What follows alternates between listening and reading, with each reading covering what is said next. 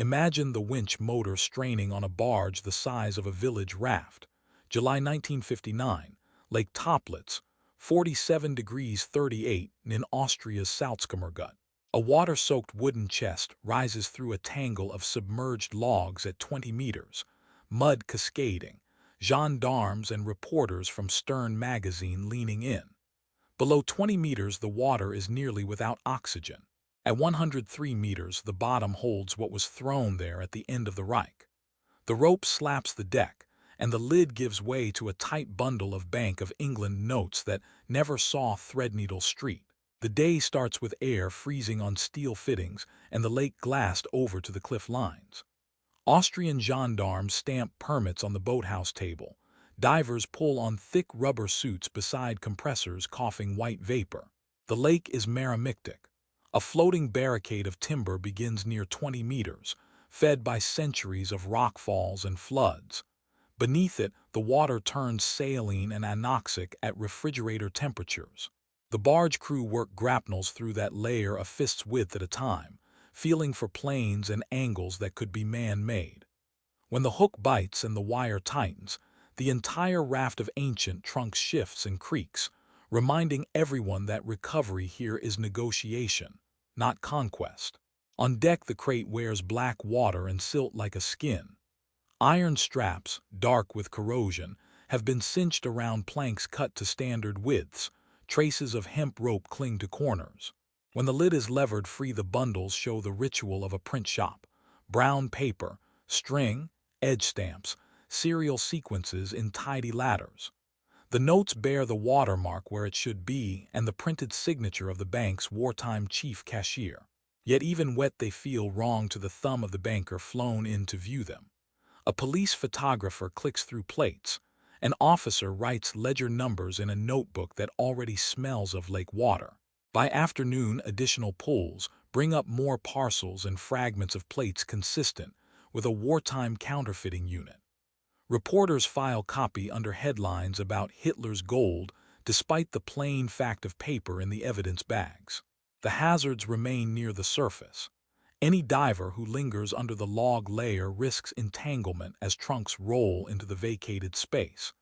Contemporary accounts and later reports describe at least one fatal accident in subsequent years of searching. Chain of custody runs through the district court. Specimens go to forensic labs and to British experts for comparison with known Bernhard serial ranges. What the crate proves is not treasure but method. Someone in the last week of the Reich stood on this water and slid standardized chests into a lake designed by geology to keep secrets. Paper weighted with iron toward an anoxic floor. The barge crew coil the winch line as the evening wind carries resin and diesel along the cliff. The obvious next question rides back to shore with the gendarmes. Who brought these crates to Toplitz in May 1945, and what else went over the side with them? You ride in the escort truck up a single-track forest road from Bad Aussie, as snow recedes in patches and exhaust hangs in the timber. Witnesses later describe SS and Kriegsmarine personnel arriving near Toplitz in the first week of May 1945 with sealed chests, metal straps, and rocks for ballast. The Navy had a test station in the valley.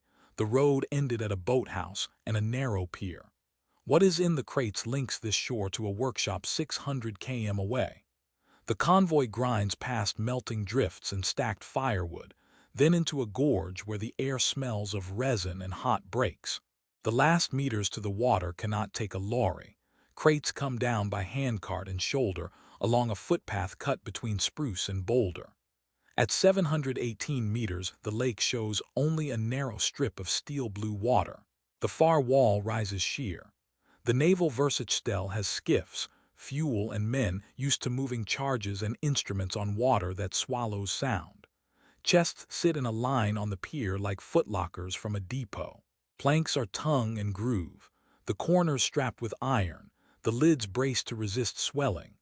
Rocks and scrap metal are stacked alongside to add weight. Local accounts collected by Austrian gendarmes after the war place SS guards on the shore and Navy technicians on the boats, each side focused on a routine that looks like a weapons exercise. The crates go aboard 2 at a time. Oars creak. Small petrol engines, where fitted, cough once and settle. The schedule makes sense only in context. In February and March 1945, the counterfeiting unit known as Bernhard was evacuated from Sachsenhausen to the Mauthausen-Ebensee complex, where workshops and tunnels were still functioning. The Austrian Valley sits one ridgeline away. With Allied columns converging across the Enns and Traun and surrender negotiations beginning in nearby villages, disposal in deep water was a faster answer than fire. The Navy's test lake, with a timber raft suspended below 20 meters and an oxygen-starved bottom at 103, offered a sink that could defeat recovery. A chest slides across wet planks and into a skiff's stern. Another stands ready with a length of chain and stones wired to the slats. The work repeats until the daylight thins. On the water, the gestures are minimal. A push with an oar, a heave at the gunwale, a dull splash that does not echo against the rock. Numbers are disputed. Some witnesses say a handful of loads, others far more. But the cadence of a hurried endgame is consistent across statements taken in the late 1940s and again in 1959, when divers first returned. By week's end, the convoy route grows dangerous. U.S. patrols move through Bad Aussie. Resistance groups broker local surrenders. The Alta-Sea salt mine, heavy with looted art, is secured almost without demolition. The trucks that brought the crates to Toplitz turn back toward the market square and disappear into the broader collapse of the Reich. What they left on the lake, waited to fall through logs and into cold, dark water, ties this pier to the counterfeit print shop near Oranienburg and to the bundles raised, waterlogged and intact, 14 years later. The open questions remain in the wake. How many chests crossed this pier, who signed the order, and what else, beyond paper and plates, went over the side before the flags changed? A typed work order slides across a desk at Sachsenhausen concentration camp, 1942, and a new block is fenced off from the rest. SS officer Bernhard Kruger assembles printers, engravers and bankers among the prisoners to copy British pounds in an operation later codenamed Bernhard. Paper, ink, and watermarks are studied like munitions. The conversion of craft to weapon begins quietly behind a barracks door. A double fence rises around 2 wooden huts on the camp's northern side, windows blacked, doors sealed with additional locks. Survivors identify the compound as a special workshop within the main camp grid, guarded by SS men who check lists against numbers on the prisoners' sleeves. Inside, benches hold gravers, loop lenses, and ink knives. A cylinder press is installed on rails to control registration. Orders run through the Reich main security office. The rank on the ground is SS Sturmbannführer Kruger, a career police technician who understands that money has a fingerprint. The first obstacle is British paper. Pre-war Bank of England notes use rag pulp with a Britannia watermark formed in the sheet. The SS contracts production to a controlled mill. Hanemuhel in Dassel appears in post-war files, supplying linen rags, sizing, and bespoke dandy rolls cut to mimic the watermark's line weight. Bales arrive by rail, recorded as industrial paper. Reams are stored in locked cabinets. Prisoners test opacity and snap with micrometers and folding machines until a sheet crunches as the real thing does. Engraving comes next.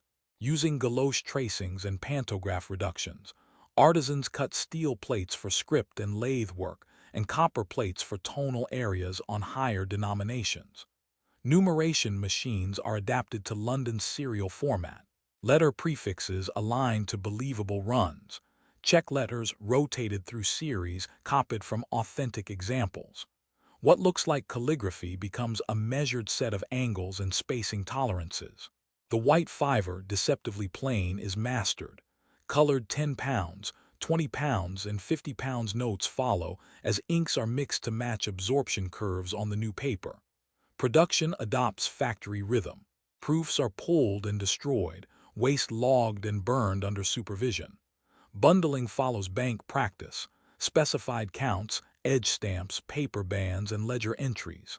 At peak, Thousands of notes pass through hands each week. Selected batches are artificially aged in trays, folded and pressed to simulate circulation, then sorted into qualities suited for different uses. Payments to agents, exchanges in neutral markets, or sabotage drops. Estimates of total face value vary in the historical record. British assessments compiled after the war placed the program in the vicinity of £100 million or more, with precise totals unknown. Conditions for the prisoners diverge from the camp norm. The workshop is heated to protect inks and paper. Rations are marginally better to preserve fine motor control. The privilege is functional, not humane. Guards remind everyone that survival depends on output. The threat of liquidation hangs over the block whenever Berlin demands results. In late 1944, the brief extends to American currency. Trial $100 plates and test prints appear in files recovered after the war. But the program does not reach full circulation before evacuation orders arrive. By February 1945, as the front presses toward the Oder, machines are crated, plates wrapped in oiled cloth, and the unit is sent south by rail toward Mauthausen and its subcamps at Redl-Zipf and Ebensee. The distance from Sachsenhausen to the Austrian Lakes is roughly 600 kilometers by wartime routes, a journey of days through bombed junctions. The ledgers from Block 19 close with unfinished serial runs. 2 months later, near a Navy test pier in the Salzkammergut, sealed chests built to the workshop's dimensions are weighted for water and pushed over a gunnel into a lake whose lower layers never turn over. A jeweler's loop fogs as you hold a forged 20 pounds to the light. The watermark of Britannia blooms where it should. The team reproduces rag paper, inks, serial sequences, and even the subtle crinkle of circulation. By 1944, millions of pounds are boxed in careful bundles. Every sheet is a logistics problem. Serials tracked, denominations balanced, and defects destroyed. Replication begins with the sheet. British notes of the period are large, rag-based, and watermarked during formation, not stamped afterward. SS procurement directs a controlled mill to produce paper with matching fiber mix and sizing. A dandy roll cut to Britannia's linework rides inside the vat, so the image lives in the pulp. Reams arrive wrapped in craft paper, each lot measured for thickness, whiteness, and tensile strength because trained hands in London judge notes by sound and snap as much as by sight. The printwork follows the logic of bank craft. Intaglio plates carry the signature flourishes and the fine engine-turned backgrounds. Letterpress elements add text cleanly at low pressure to avoid embossing inconsistent with originals. Plate registration marks, invisible in the final product, guide alignment. Ink viscosity is tuned so strokes end with the slight hook that a Bank of England plate leaves. Under raking light, the forged note shows the same tactile ridge, where ink has been driven into rag fiber, exact enough that even British examiners will later concede the difficulty of detection from a quick inspection. Numbering and serial control become a second production line.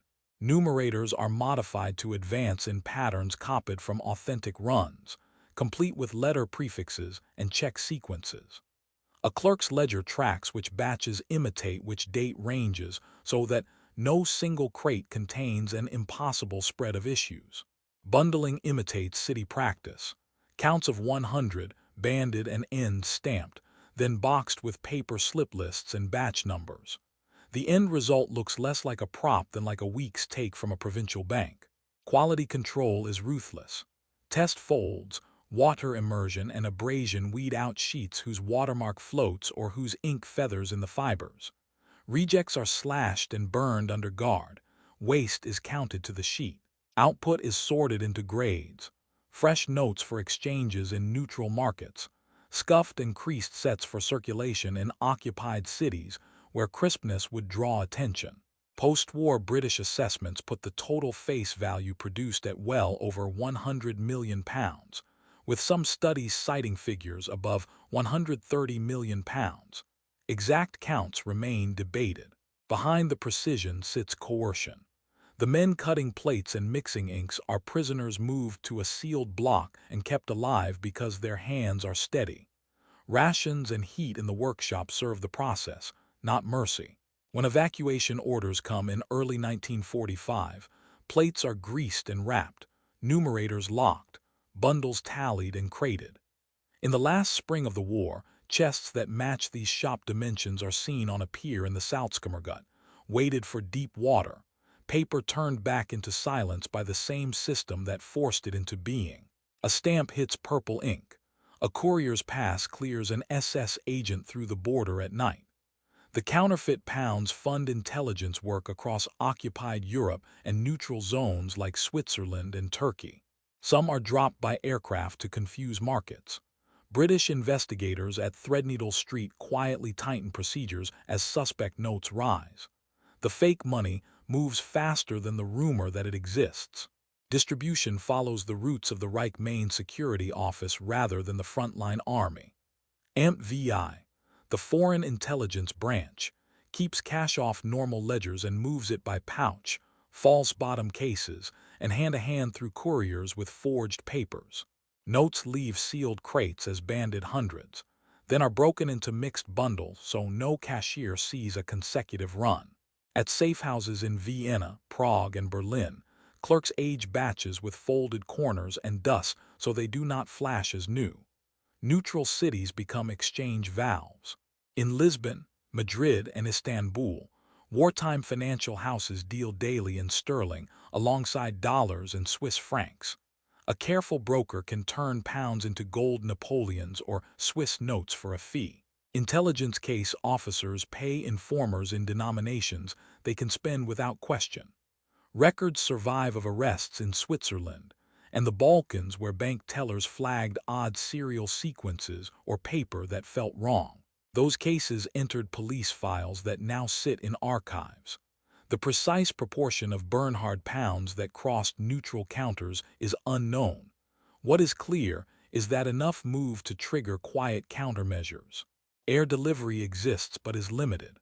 Early in the war, before Bernhard reached full production, German aircraft scattered small quantities of forged pounds over Britain as a nuisance effort associated with a predecessor scheme. Under Bernhard, planners discussed large-scale economic disruption but shifted in practice to covert spending abroad, where detection risk was lower and effect more direct.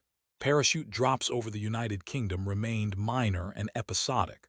The program's weight fell on clandestine finance. Inside Britain, the Bank of England builds a defensive wall of record-keeping. Suspect notes turned in by banks and police are logged by date, prefix, and number. Metallurgical and fiber tests are refined to catch even well-made sheets. The bank quietly restricts redemption of high denominations and increases scrutiny of notes presented at foreign exchanges. In 1943, 44 internal memoranda acknowledge that identification at a glance is unreliable. Procedures, not publicity, carry the load. Across the continent, counterfeit pounds by radios, safe houses, false identity papers, and transport. SS case files show cash advances paid out against operations in the Low Countries and the Balkans. Funds travel under cover of diplomatic pouch where possible, or by couriers changing trains at night through Vienna and Munich. By winter 1944, collapsing rail schedules and tighter border checks make movement harder. More cash accumulates at depots than can be spent. When evacuation orders hit the Bernhard shop in early 1945, packed crates include not only plates and numerators, but finished bundles prepared for routes that no longer exist. Cause meets geography in the Salzkammergut. What cannot be laundered safely is loaded onto trucks bound for the Navy test lake at Toplitz and, nearby, Grundlsee.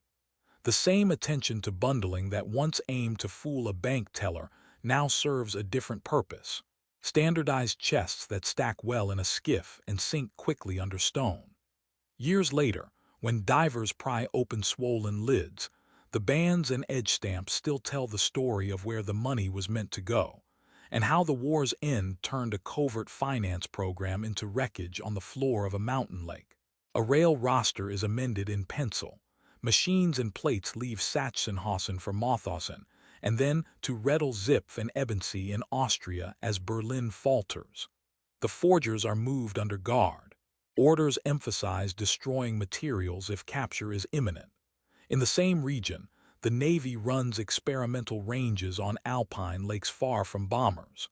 The geography that hid tests now offers a sink. The move begins as the Soviet front reaches the Oder and freight corridors through central Germany fracture under air attack. Crates labeled as machinery are loaded at Oranienburg onto covered wagons with a guard detachment.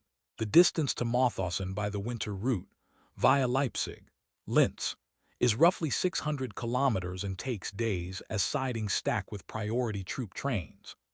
Prisoners later recalled presses broken down into manageable frames, intaglio cylinders wrapped in oiled cloth, numerators and plates inventoried against lists that travel in a separate satchel. The workshop's ledger is closed with unfinished serial runs, an instruction sheet attached that materials must be burned if the transport is threatened. Mauthausen is a hub for scattering special projects into its subcamps. Code-named Schlier houses tunnels and a liquid oxygen plant tied to the V2 program. Ebensee, code-named Zemmet, expands into galleries large enough to swallow entire assembly lines. The Bernhard convoy is routed along this axis because electric power, secure storage, and guard forces already exist. Testimony places the forgers briefly within Mauthausen, then onward in small groups to Rettel-Zipf, and finally to Ebensee as the Wehrmacht retreat accelerates in April. Across the next ridge lies the Aussierland, a basin of steep lakes that the Kriegsmarine has been using as an inland test range since 1943. At Toplitz Sea and neighboring Grundlsee, naval technicians fire underwater charges, measure blast effects, and recover fragments using boathouses and skiffs cached beneath overhanging forest. The sites are intentionally far from air routes. Roads are narrow and easily controlled. In spring 1945, these same qualities, remoteness, existing boats and fuel, personnel accustomed to moving heavy objects on water, become assets for disposal. The evacuation timeline compresses as U.S. forces approach the Enns and Traun valleys. Rail north of Linz becomes unreliable. The last transfers go by lorry where track is cut. Guards receive fresh instructions. If Allied columns block the route, destroy plates and currency and eliminate evidence of the program. Instead, the convoy reaches the Salzkammergut intact. There, the problem changes from movement to disappearance. From Ebensee, it is less than 40 road kilometers to the valleys feeding Grundlsee and Toplitzsee. Witness statements gathered by Austrian police after the war described trucks arriving from the direction of Bad Ischl and Bad Aussee in the first days of May, consistent with this route. Boxes are standard crate dimensions, iron-strapped, able to be handled by 2 men and stacked in a skiff. Stones and scrap iron are collected for ballast. The Navy's lakes are not ordinary water. Toplitz's meromictic layers trap a raft of logs near 20 meters and hold an oxygen-poor depth at 103 meters. Anything that passes the timber layer will not rot quickly and is difficult to retrieve. In February, the evacuation was about preserving a capacity to print. By April, it has become about erasing it. The same logistics that pushed presses south now pull crates to a boathouse pier. The next segment belongs to the lake itself, and to the reasons its dark bottom was chosen over fire. Rain needles the spruce at 718 meters elevation as the Navy gate opens and closes.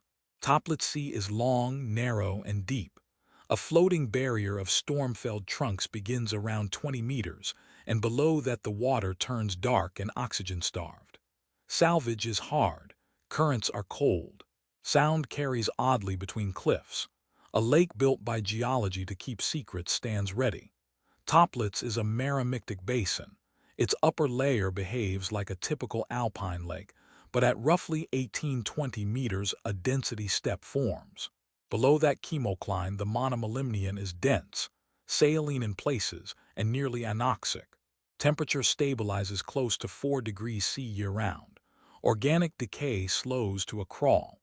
Anything that passes beneath the timber raft is preserved and immobilized by physics more than by depth. For a planner in the last days of the Reich, that meant 2 hurdles for any future search team: an entangling ceiling of wood and a cold, oxygen-poor void. Geography adds a second layer of protection. The lake runs like a blade between rock walls, about 2 kilometers long and only a few hundred meters across, with no road encircling its shore. Access in 1945 came by a single forest track from Bad Aussee to a boathouse and pier on the north bank. A lorry could not circle to watch what happened on the water. Anything done mid-lake vanished behind overhangs and mist. Echoes bounced strangely between the cliffs. From shore a splash might seem near or far with no certainty. The Kriegsmarine had been on this water since 1943. Naval technicians used the valley as an inland test range for underwater charges and rocket components, rigging lines to log frames and recovering fragments from skiffs. They possessed fuel caches, tools, and men practiced in moving heavy objects safely over water. In the logic of collapse, those assets convert instantly from experiment to disposal, without importing a single unfamiliar face. Toplitz also fit a tactical requirement: quick sinking with minimal signature. A crate weighted with stones or scrap iron will pass through the log layer if nudged off the gunwale with enough momentum to break the surface tension and slip the gaps. Once under the timber, its descent becomes invisible, and at 103 meters the bottom is a dark plain of fine silt where stirred clouds hang for hours. Fire left ash. A roadside ditch left tracks. This lake left almost nothing. Alternatives existed. Nearby Grundlsee and Alteseer Sea are deep and secluded, but Toplitz offered the unique obstacle of the timber raft. That one feature would delay divers for years, as later expeditions proved. In May 1945, it promised to delay them indefinitely. The choice maximized time and uncertainty at minimal risk, using terrain the Navy already controlled. At the boathouse, a handcart bumps over planks slick with resin and rain. A skiff takes on 2 chests and a coil of chain. A man checks the lashings and the ballast stones wired to the slats. Oars creak. The hull noses away from the pier, toward the lake's darker center, where sound confuses and eyes fail. What follows is procedure: a lift, a heave, and a dull impact that does not echo. The dumping begins. You step onto a creaking workboat. 2 men lever a crate toward the gunwale while another lashes stones to iron straps. Locals later recall night activity on the water and dull splashes that did not echo. The number of chests is disputed, the contents not cataloged. What sank that week will feed the valley's legends for decades. The pier is narrow, built for test gear, not cargo. A handcart rattles, stopping short of the skiff's bow so weight can be shifted in silence. The crates are standardized. Planed boards, tongue and groove, metal corners, lids braced to resist swelling. Chain, wire, and field stones lie in a heap beside a fuel can. Each chest gets ballast wired to the slats so it will drop straight through the timber layer without rolling. A Navy hand checks lashings. An SS guard scans the tree line. The work repeats with the routine of a range detail. On the water, the sound behaves strangely. Between cliffs, oarlocks seem to click from different directions at once, and a splash lands without an echo. Lights are screened. Witness statements collected by Austrian gendarmes after the war describe movements at dusk and after dark, with boats heading toward the lake's center and returning lightened. Some accounts mention small engines running briefly, others insist on oars. The variations reflect distance and weather, not a ledger. No German order specifying numbers or contents has surfaced. The disposal is reconstructed from testimony, not paperwork. Each launch carries 2 chests at most. At mid-lake, the crew heaves together so momentum will drive the first crate under the floating log raft that begins around 20 meters. Stones and scrap add the downward pull. The second crate follows. If the bundle catches in timber, a boat hook worries it free. There is no ceremony, only repetition. The men understand, at least, that speed and quiet matter.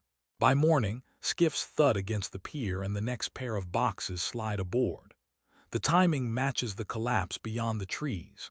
In the first week of May, U.S. patrols probe Bad Aussie, local resistance negotiates surrenders, and demolitions planned for the Alta-Sea salt mine are averted. A route that carried crates from Ebensee to the Austrieland is still open but narrowing. Fire would leave ash. A roadside ditch would leave tracks.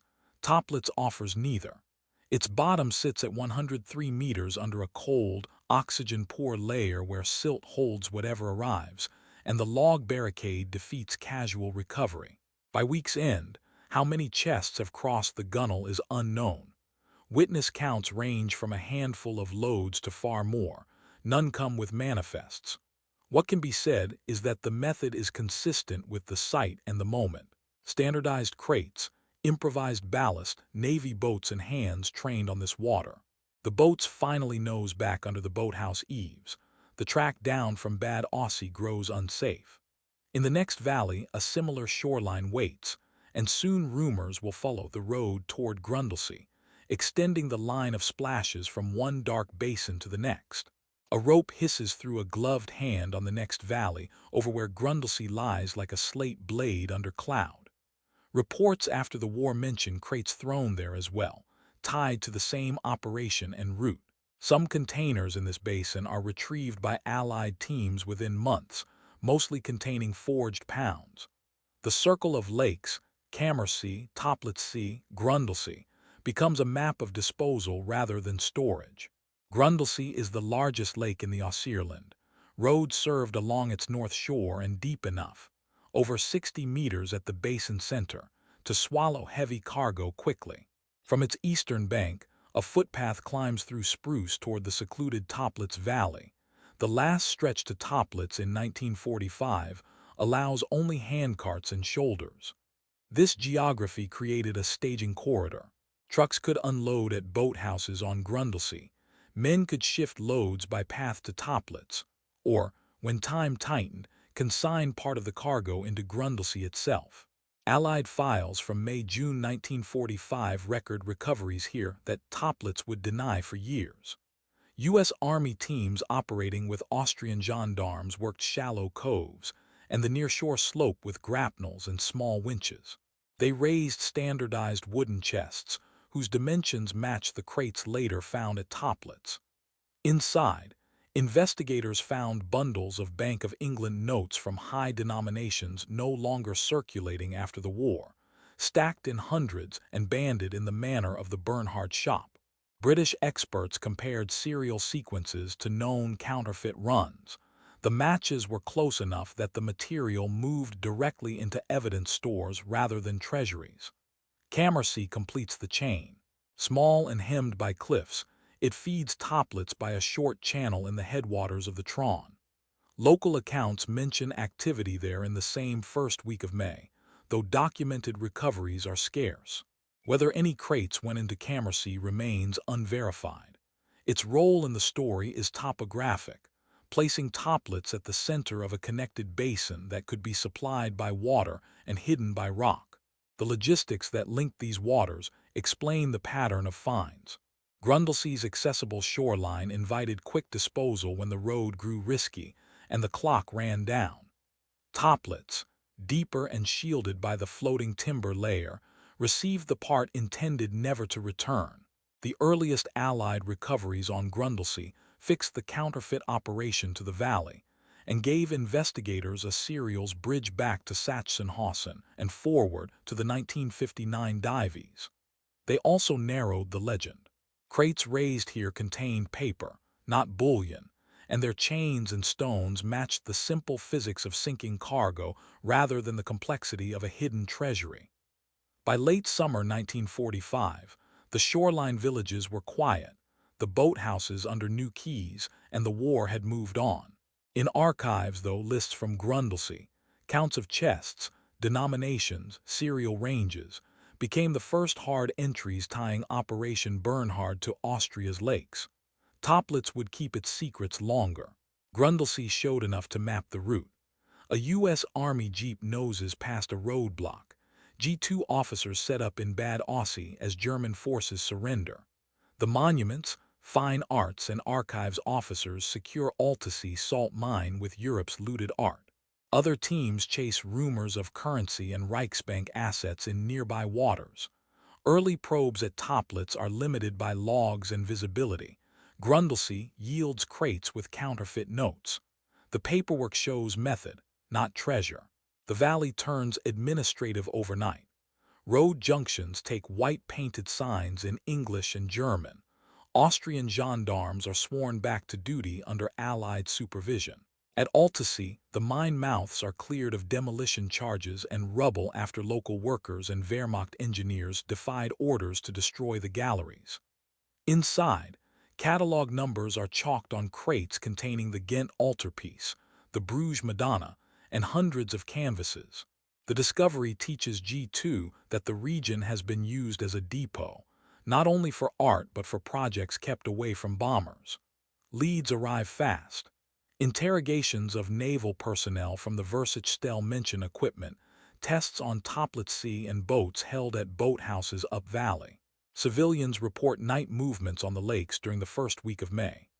G2 requisitions skiffs and lines, assigns a salvage detail, and asks the gendarmerie to identify reliable boatmen.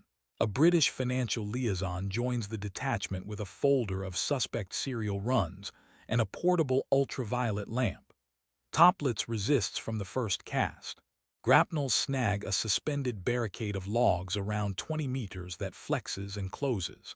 The water column below is cold and dark, and the Americans lack the compressors and trained divers to work safely through the layer. After hours of fouled hooks and broken lines, the officer on scene marks the site for later operations and shifts manpower to Grundlsee, where shore access and slope promise quicker results. At Grundlsee, the method works. Crews sweep the nearshore with drag lines, then hand over hand a rectangular weight to the surface.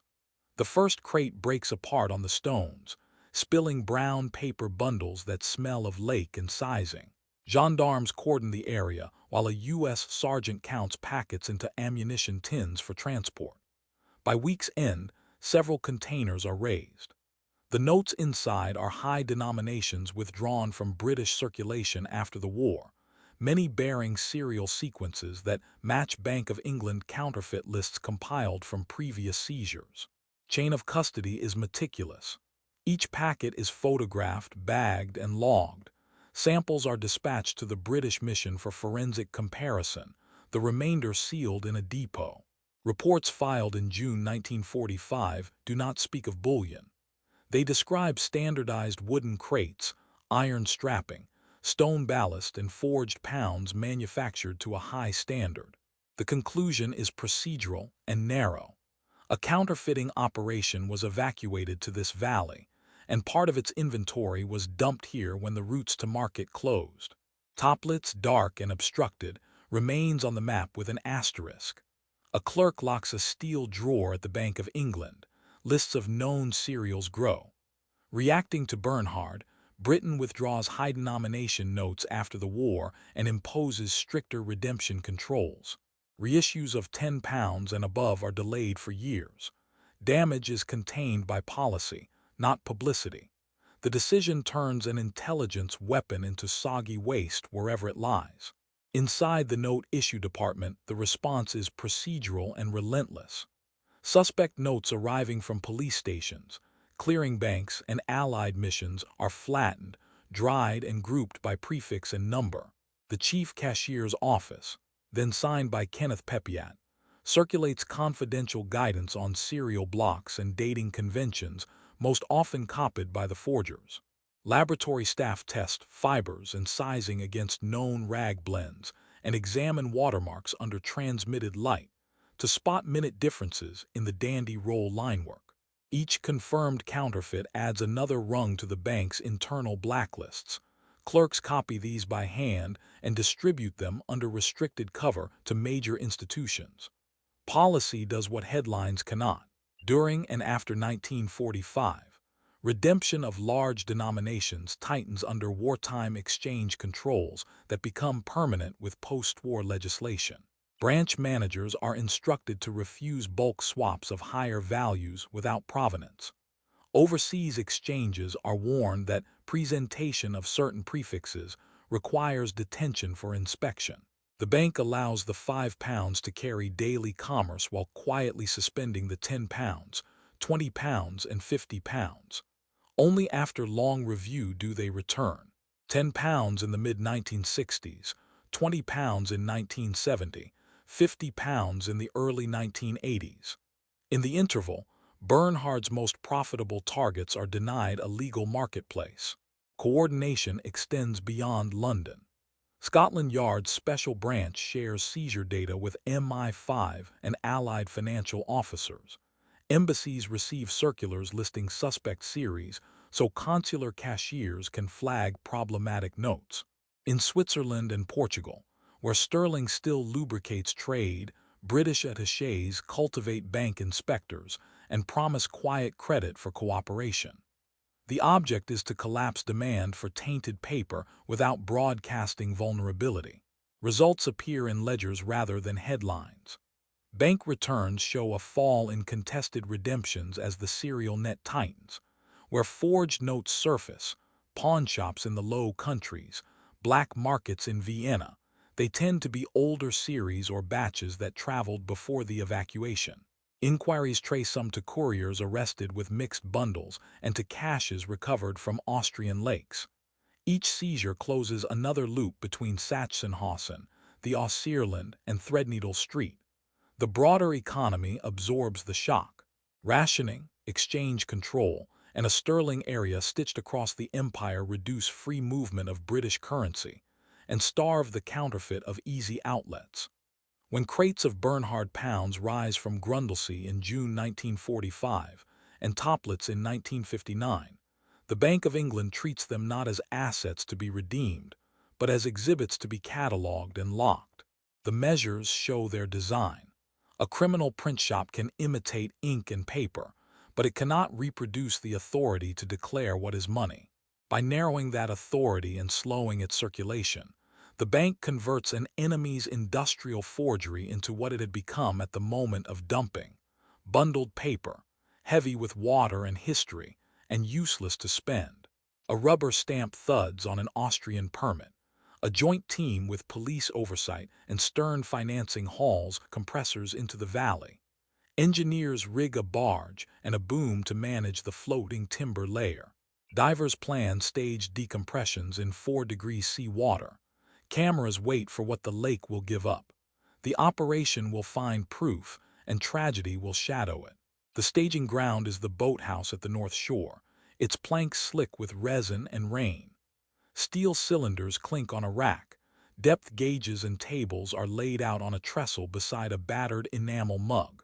A-frame posts rise from the barge deck to carry a powered winch and a sheave.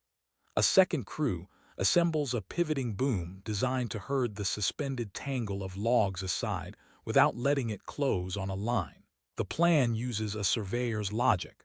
Triangulate the basin with shore markers, tow grapnels along preset transects, feel for rectangular resistance, then lift slow enough that the crate's weight does not tear it apart in the timber.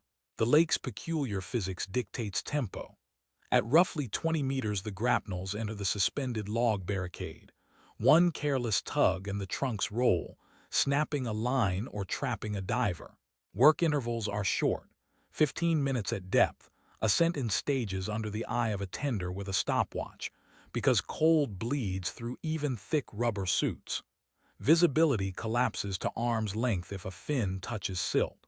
Every recovery requires a second line as insurance and a third line to steer the load through gaps.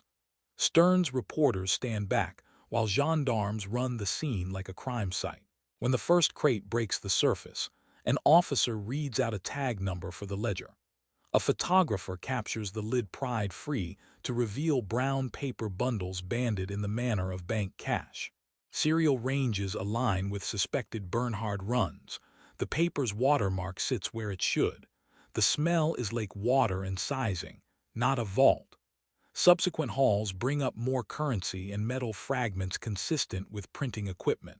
No ingots, no bars, only the industrial residue of a counterfeiting shop. The hazards never leave the deck. A shifting log bruises a diver's shoulder.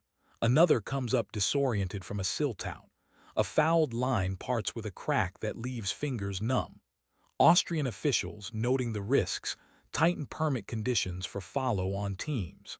Within a few years, separate expeditions will record a fatality in the same timber layer, underscoring why Toplitz kept its secrets for so long.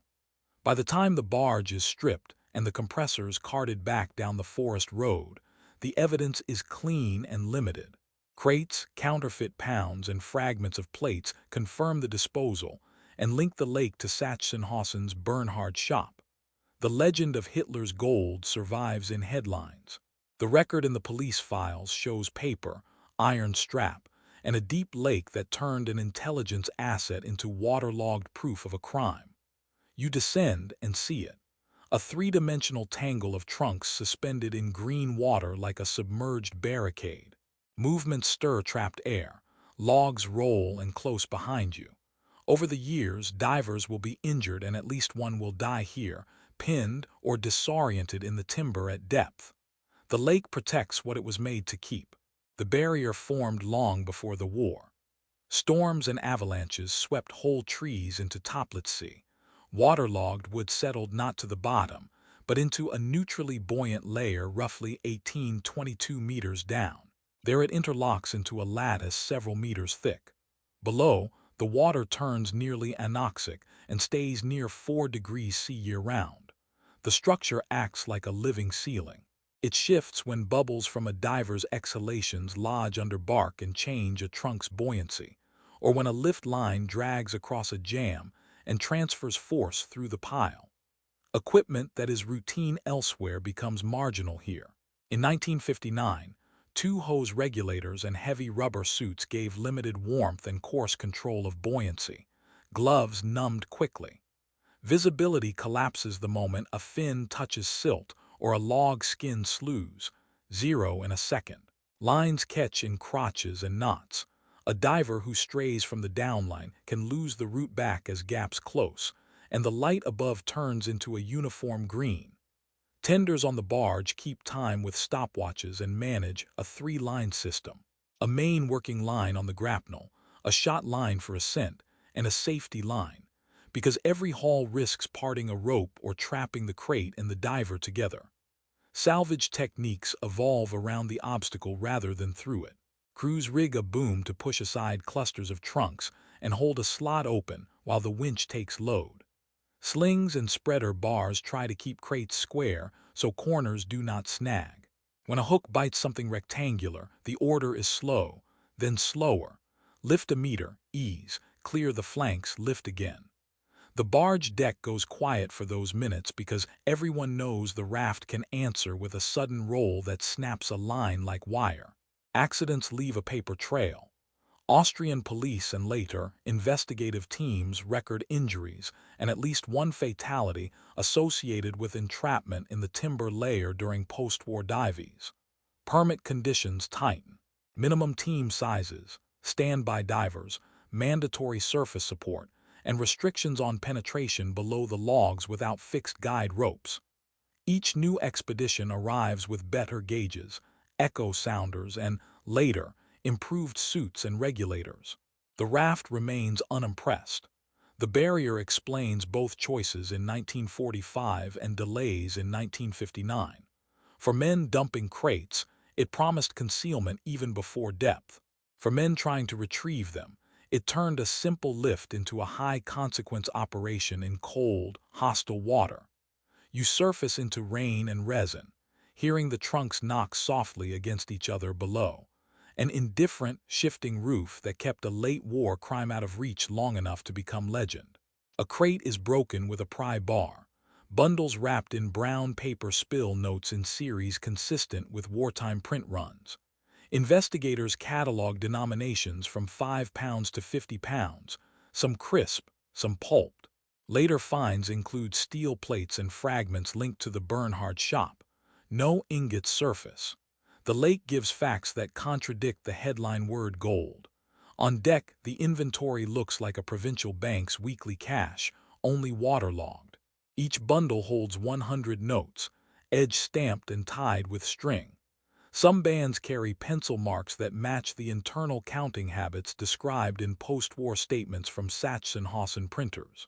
The paper, rag-based and sized to the Bank of England's pre-war standard, still shows Britannia in transmitted light despite months or years submerged.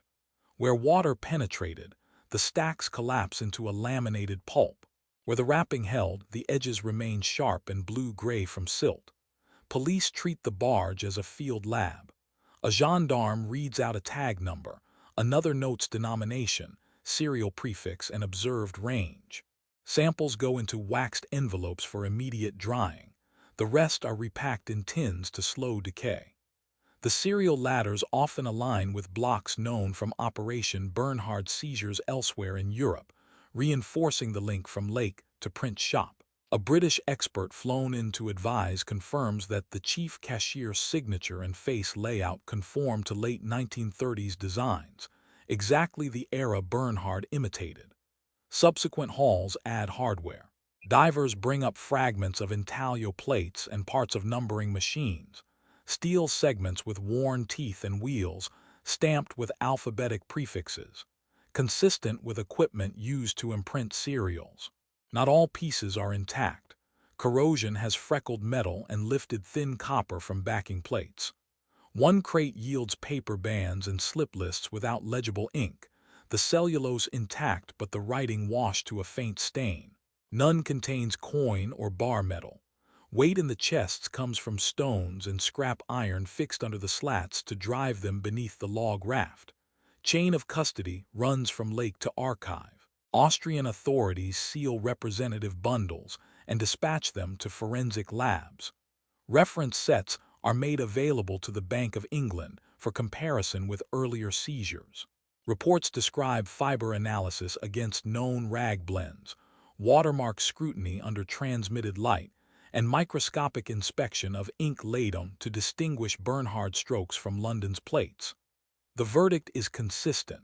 High-quality counterfeits tied to the Sachsenhausen unit.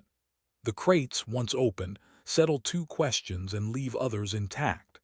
They settle what Toplitz received, counterfeit sterling in bank packs, and how it was prepared, standardized boxes with improvised ballast.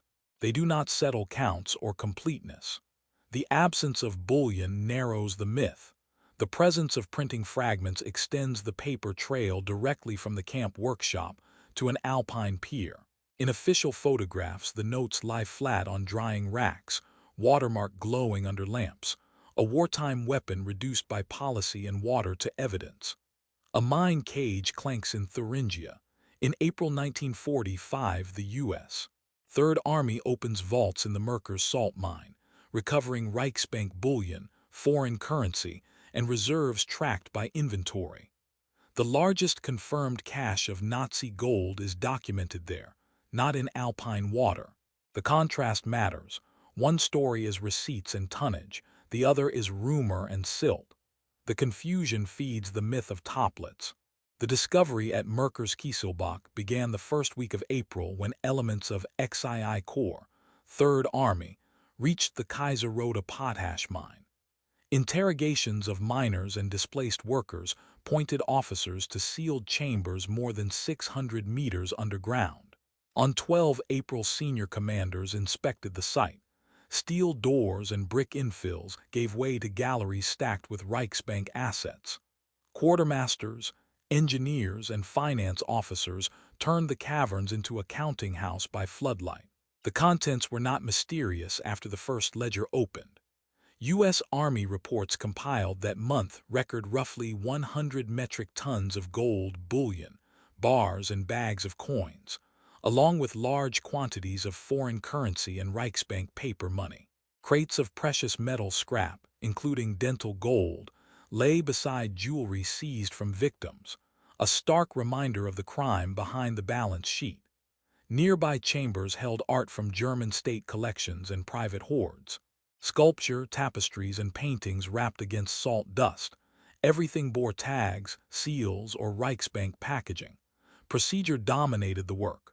Ordnance troops weighed bars and recorded fineness. Finance officers opened sacks, counted coin by sample and weight, and reconciled totals against Reichsbank documents found in the same vaults. Each container received a temporary U.S. tag. Movement orders routed the treasure by guarded convoy to the Foreign Exchange Depository, established by U.S. forces in Frankfurt am Main. There, under Allied Control Council oversight, the bullion entered the pipeline that would later feed the Tripartite Commission for the Restitution of Monetary Gold, which redistributed captured German gold to claimant nations over the following years. The chain of custody ran from mine drift to ledger to armored truck. This is where the phrase Hitler's gold has a physical address. Dates, unit designations, weights, and destinations exist in duplicate copies across U.S. National Archives and Allied files. No lake is required to tell that story. By contrast, Toplitz produces forged pounds, numbering machine parts and crates weighted with stones, criminal evidence, not bullion. The two narratives share a late-war landscape and the same collapsing institutions but diverge in substance. Merker's is a vault with receipts. Toplitz is a sink with rumors and a handful of recovered facts. The conflation persists because both scenes live in the same season, April and May 1945, and because both involve hidden wealth and sudden discovery. In the public imagination, bullion migrated from salt to water. The record says otherwise.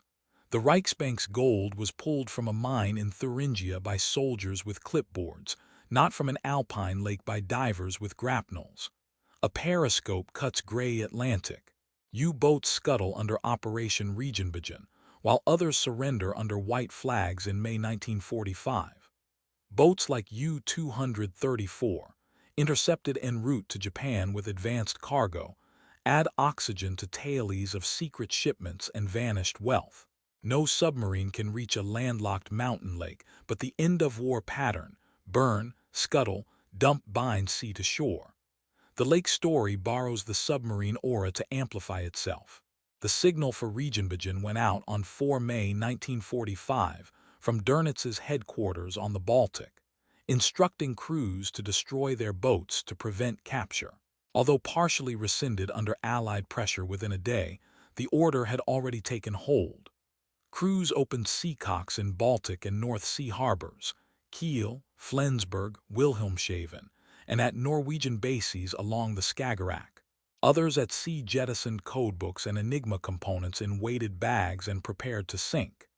In parallel, the Royal Navy broadcast surrender procedures. Surface, signal position, proceed to designated rendezvous. By mid-May, roughly 150 U-boats had surrendered, many at Loch Erebal, Lissahilly, and Loch Ryan, while well over 200 were scuttled or destroyed in port. Operation Deadlight followed in winter 1945-46.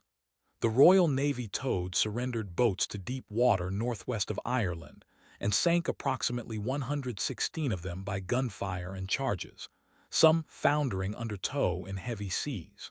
Logs, hull numbers, and positions were recorded, turning a clandestine fleet into a plotted graveyard at sea. The paperwork reads like an audit of erasure: weapons stripped, instruments removed, hulls sent down. A few exceptional voyages fed later legend. U-234, a large Type XB, sailed for Japan with technical cargo, jet aircraft components, optical devices, and crates listed by U.S. Navy inventories as uranium oxide, before surrendering to the destroyer escort USS Sutton on 14 May 1945. 2 Japanese officers aboard took their lives. The submarine was brought to Portsmouth Navy Yard, its cargo catalogued. In South America, U-530 and U-977 arrived at Mar del Plata after the war's end. In July and August 1945, their late surrender spawning rumors of fugitives and bullion. Argentine and U.S. investigations documented no precious metal aboard. Earlier, U-864, carrying mercury for Japan's industry, had been sunk off Norway by HMS Venturer in February 1945. That Reich's toxic cargo drew salvage plans decades later.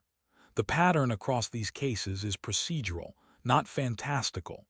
Late-war naval orders required the destruction of sensitive material, and where necessary, the boat itself. Secret items went overboard, hulls followed. The choices made in fjords and North Atlantic lanes mirror the choices made in an alpine valley. Use water as a final archive for things that must not be found. Submarines could not climb to Toplitz, and no evidence links any U-boat to the Austrian lakes. But the rhythm of the last weeks, burn papers, scuttle steel, dump contraband, provides the narrative template that later attached itself to a mountain lake already primed by rumor and depth to carry the word gold. A fresh permit slides across a district office desk. New search teams arrive with better sonar and TV cameras. The 1980s and early 2000s bring organized dives with Austrian police oversight, recovering weapons test debris and more currency material, but nothing that fits the legend of bullion. Each expedition maps more of the bottom and the timber layer. The known grows, the treasure shrinks.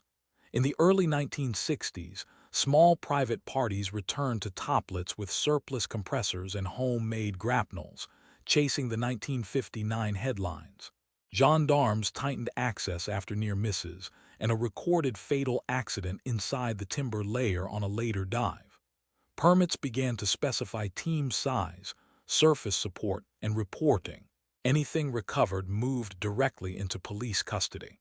The lake was no longer an open rumor but a regulated scene. By the 1970s and 1980s, technology changed the profile. Side-scan sonar traced clean lines across the basin, returning rectangles and long shadows that could be logs, crates, or test frames. Closed-circuit TV cameras on umbilicals descended into green light, offering the first live views below the log raft. A plain of silt at roughly 103 meters, punctuated by debris mounds and shallow scour marks. Scientific teams studying Meramixis shared boats with investigators. Oxygen probes confirmed the anoxic lower layer that preserved wood and paper far beyond normal expectations. Organized operations in the mid-1980s combined police, military divers, and engineers. Lifts brought up fragments of naval test apparatus consistent with the wartime Versace. Charge housings, instrument racks, and sections of timber frames used to position explosives. Crate remains also appeared. Iron strapping, shattered planks, and occasional bundles of counterfeit sterling recognizable by serial patterns already on Bank of England watch lists. Each recovery reinforced the same chain. Sachsenhausen's Bernhard shop to Alpine disposal, with Toplitz receiving the part intended never to return. The early 2000s added remotely operated vehicles and multi-beam sonar. Grid by grid, operators traced the slope breaks and cataloged anomalies beneath the logs. Austrian police supervised targeted lifts that produced further currency material and printing fragments, but no bullion, no coin bags, no Reichsbank bar stamps. Reports filed between 2000 and 2005 read like inventory sheets from a forensic lab. Dimensions, materials, serial ranges, chain of custody numbers. Media crews still filmed the winch lines. Headlines still reached for gold. The evidence did not. Each campaign left the lake better mapped. Teams charted the thickness of the log layer, marked safe corridors through the tangle, and logged coordinates for objects too risky to raise. Divers' notebooks described the same environment in the same terms: cold, dark, indifferent, and the same hazards that had taken lives decades earlier. The archive at the district office filled with photographs of crates and currency that had moved from rumor to itemized exhibit. By 2005, the pattern was clear enough to shape policy. With every crate of counterfeit notes processed and every piece of test gear tagged, the case for treating Toplitz as a protected historical site rather than a treasure ground grew stronger.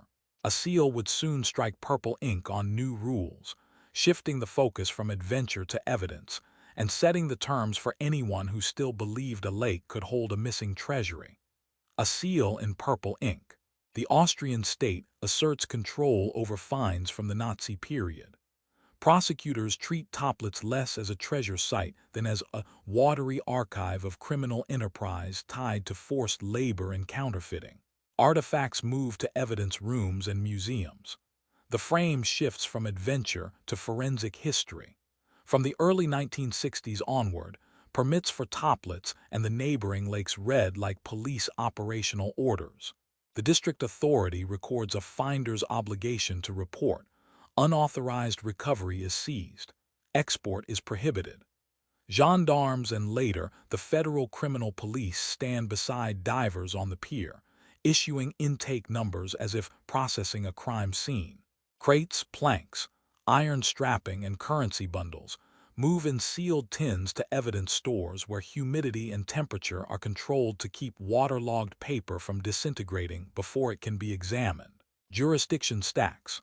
The public prosecutor treats Bernhard notes and printing fragments as exhibits from a felony, counterfeiting conducted with concentration camp prisoners. The Federal Monuments Office weighs in on cultural property and context, since the site contains historically significant remains linked to the Second World War. When claims arise from private salvors or media sponsors, courts default to public interest. Material from the Nazi period found in Austrian waters with evidentiary value belongs under state custody. The 1959 Stern-financed expedition set the pattern. Subsequent disputes ended with transfer to police archives and museums, not to private collections. Chain of custody is explicit. Each bundle is photographed wet, then dried under controlled airflow and slipped into neutral pH folders. Serial ranges are logged against Bank of England reference lists. Metalwork, numbering wheels, plate fragments, fasteners, goes to lab benches for alloy testing and tool mark comparison. Reports circulate between Austrian prosecutors, the Bank of England, and historians at memorial sites. The staff at the Sachsenhausen Memorial and Museum integrates images of Toplitz finds into exhibits explaining how prisoners were compelled to weaponize their trades. In London, the Bank of England Museum displays forged notes as teaching pieces alongside the policy story that rendered them valueless. Law reshapes language on the shoreline. What hunters once called treasure becomes evidence. What seemed a frontier of salvage becomes a protected context akin to an underwater archive. Permit conditions add standby divers, ROVs in place of penetration dives, and strict reporting of coordinates, so later teams can reconstruct where each item lay. The logic is archaeological and prosecutorial at once. Preserve stratigraphy, document movement, prevent contamination. By the early 2000s, the administrative trail is thicker than the rumor mill. Docket numbers and accession tags outnumber headlines. The legal framework does not answer questions about how many crates went over the gunwale in 1945, but it fixes how answers must be pursued. Under seals and barcodes, Toplitz shifts from story to record. The next step moves from custody to interpretation, how museums and archives present a lake's paper cargo in a world that still prefers the word gold. You stand before a museum case, a warped bundle of pounds, a corroded plate, a photo of the barge. Next to it is a newspaper splash promising Hitler's gold beneath Alpine waters. Eyewitnesses disagree on how many crates sank and what else went in. Many details remain unverified. The record, however, fixes one truth. This lake buried a counterfeiting operation, not a treasury. The divide starts on the pier in 1959. Stern's cameras framed a crate breaking the surface, and the headline wrote gold while police ledgers wrote serial ranges. Over the next decades, newspapers and television returned to the valley with maps and rumors. Posters showed U-boats that could never have reached a landlocked basin. The word gold took the shortest path from rumor to print. The slower route, permit numbers, chain of custody tags, Bank of England memoranda, rarely left the archive. Evidence has texture. Bundles banded in hundreds, edge-stamped and logged, numbering wheel fragments with specific tooth wear. Paper fibers that match rag blends known from the Bernhard mill. Serial ladders align with counterfeit blocks recorded during the war, and the chief cashier's signature is the right hand for late 1930s Pepiat notes. Forensic photographs show watermarks under transmitted light and ink laid on under magnification to distinguish London's plates from Sachsenhausen's. None of this suggests a treasury. All of it describes a print shop and a dump. Memory has seams. Witnesses disagree on engines or oars, on uniforms at the pier, on counts that range from a few loads to many. Some recall Cammersey as a waypoint. Others insist only on Toplitz and Grundlsee. No written German order naming the lake has been found. Reconstruction rests on consistent patterns across interviews and the physical material recovered. Where testimony diverges, investigators mark unknown rather than fill gaps. Museums and memorials lean on that caution. Regional displays in the Ausseerland and national institutions exhibit warped bundles, iron strapping, and photographs of the 1959 barge, alongside labels that connect the finds to Operation Bernhard and to the forced labor that produced them. The Sachsenhausen Memorial explains the workshop's methods and evacuation. In London, the Bank of England uses forged notes to illustrate the policy choice that starved them of value. The casework is plain plywood and glass. The drama lies in inventory numbers and the cold geometry of a lake that served as a shredder. Myth persists because it is tidy. A lake, a rumor, a fortune. The record is untidy. Paper, plates, stones wired to slats, permits stamped in purple ink, and a timber layer that turned recovery into hazard. Between the poster and the archive sits the sound of trunks knocking under Toplitz's surface. The next question does not belong to headlines but to sonar. What shapes remain in the silt beneath that shifting roof?